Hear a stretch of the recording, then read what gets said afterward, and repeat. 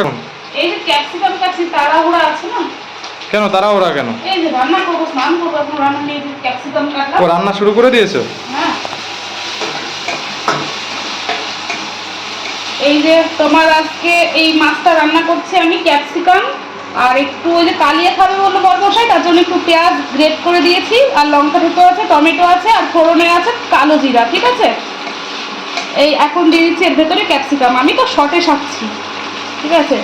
কি বলতো, বেশি ঝাঁকা নাকা করতে গেলে খাবার খেতে ভালো হয় না। দেখবে তুমি তাড়াহুড়া করে যা পারবে হাতের সামনে দিয়ে দেবে, সেই খাবারটা টেস্টি হয়। আর এখানে যে মাছটা দেখো, মাছটাই আগে দেখো, আমি ছুরি সরাও তো একটু অগোছলো রয়েছে। ওই যে বললাম মাথায় তেল, আমাকে দেখে বুঝতে পারছো যে এরকম পাগল পাগল হয়ে গেছে, মাথায় তেল দিয়েছি, তাড়াতাড়ি করছি, স্নান করবো রান্নাটা করে। তো আলু টালু কিছু খাবে না আমার বরমশাই, যার জন্য ক্যাপসিকাম দিয়ে করছি, কালিয়া করছি। আর কালিয়ার মধ্যে আলু চলে না সেই রকম, ঠিক আছে? আর এর মধ্যে আদা রসুনটা দেবো, কি কি দিচ্ছি আস্তে আস্তে অল্প অল্প একটু দেখাচ্ছি, বড় ভিডিও করলে কেউ দেখবে না। চলো তো বন্ধুরা, এখন আমি দিয়ে দিচ্ছি আদা রসুন পেস্ট। এবার ভালো করে কষিয়ে নেব সব কিছু একসাথে। একটা টিপস দিই, কিসের টিপস বলো তো? রান্নাতে যখন তুমি লঙ্কার গুঁড়ো ব্যবহার করবে না, তখন দেখবে তরকারিতে কালার আসে। এক কথায় তরকারিতে কিভাবে তুমি লাল কালার আনবে সেটাই বলছি আর কি। গুঁড়ো লঙ্কাটা তেলের ভেতরে দেবে, যখন তুমি মশলা কষাবে না, জল দেওয়ার আগে দেবে, তাহলে দেখবে এই যে দেখো কি সুন্দর একটা কালার চলে আসছে। এই যে দেখো, এরপরে আমি আস্তে আস্তে জিরে গুঁড়ো, তারপরে ধনে গুঁড়ো সব কিছু দিয়ে দেবো। হলুদ গুঁড়ো, হলুদটা দিয়ে দিই। আজকে বেশি আমি লঙ্কা দেবো না, অনেকটা লঙ্কা দেওয়া আছে কাঁচা, ঠিক আছে? যার জন্য একটু কম দিলাম, হলুদটা দিয়ে দিলাম। এখন এবার একটু জল দিয়ে বাদ বাকি গুঁড়ো মশলাটা দিয়ে দেবো। কষানো মশলার ভেতরে একটু সামান্য জল অ্যাড করে দিলাম। এবার দিয়ে দেবো গুঁড়ো মশলাগুলো, দিয়ে দিচ্ছি পরিমাণ মতো জিরে গুঁড়ো, ঠিক আছে? খুব বেশি মশলা অ্যাড করবো না, সামান্যই দিলাম। চলো এবার ধনে গুঁড়ো দেবো, এবারে দিয়ে দিলাম ধনে গুঁড়ো, ঠিক আছে? চলো তো এখন আমি যতক্ষণ না পর্যন্ত তেল ছাড়বে মশলা থেকে, ততক্ষণ ভালোভাবে কষিয়ে নেব, ঠিক আছে? আর একটা কথা বলি, আমি ফোড়নে না গোটা গরম মশলাও দিয়েছি, ঠিক আছে?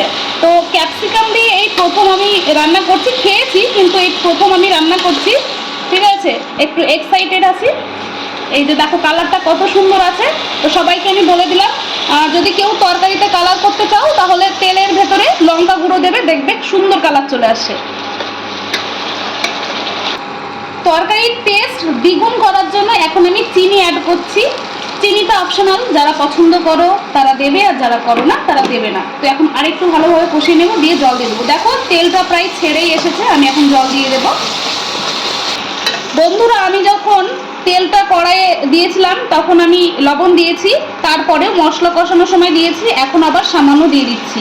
তো তোমরা তোমাদের মানে টেস্ট অনুযায়ী লবণটা ব্যবহার করবে। সবাই একরকম লবণ খায় না, কেউ কম খায়, কেউ বেশি খায়। তো এবার জলটা দিয়ে দেবো।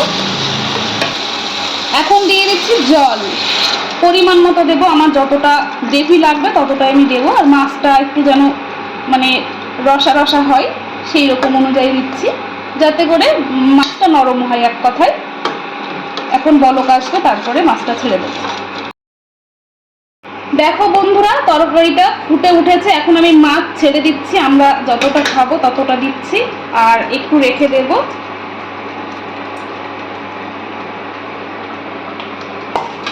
তো এখন আমি ভালো করে ফুটিয়ে নামিয়ে নেব, ঠিক আছে? অনেকটা বড় হয়ে যাচ্ছে ভিডিওটা। তো আমার এই যে মানে কি বলবো, মানে ফাঁকিবাজি রেসিপিটা তোমাদের কেমন লাগলো একটু জানিও। গরম মশলাটা অপশনাল, যে পছন্দ করো সে দেবে, আমি দেবো না। গোটা গরম মশলা দিয়েছি, আমার অতটা মশলা আর ভালো লাগছে না, যার জন্য আমি স্কিপ করে যাচ্ছি। লাস্টে যদি মনে হয় একটু ঘি দিয়ে দেবো, আর যদি মনে হয় গরম মশলা দিতেও পারি, ঠিক নেই? চলো, যদি রেসিপিটা ভালো লাগে একটু লাইক কমেন্ট শেয়ার করতে ভুলবে না। সবাই খুব ভালো থেকো। এতক্ষণ আমার ভিডিওটা ওয়াচ করার জন্য অসংখ্য ধন্যবাদ। নেক্সট কোনো ভিডিওতে আবার দেখা হচ্ছে, ততক্ষণ সুস্থ থাকো, ভালো থাকো, টাটা, বাই বাই।